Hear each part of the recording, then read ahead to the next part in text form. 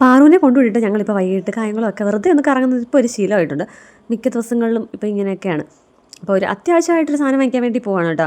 അത്യാവശ്യം എന്ന് വെച്ചാൽ അത്ര അത്യാവശ്യം ഒന്നുമില്ല എങ്കിലും ഒരു അത്യാവശ്യം സാധനം മേടിക്കാൻ വേണ്ടി പോവാണ്. അങ്ങനെ കുറേ ദിവസം കൊണ്ട് പ്ലാൻ ചെയ്താണ് നമ്മൾ സാധനം മേടിക്കുന്നത്.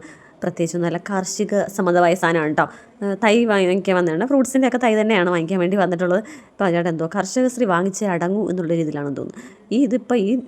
ഇതിന് ചുറ്റും ഒരു 4-5 തവണ നടന്ന് കഴിഞ്ഞ്. പിന്നെ ഞാൻ ചോദിച്ചത് എവിടെ പോവുകയാണെന്ന് ചോദിച്ചാൽ ഞാൻ പുറകിന് പോകുന്നത് എന്തോ പെണ്ണുങ്ങളൊക്കെ ഈ തുണിക്കടയിൽ കയറുന്ന പോലെയാണ്. അതിനകത്ത് ഇതിനകത്ത് കയറിയുള്ളൊരവസ്ഥ.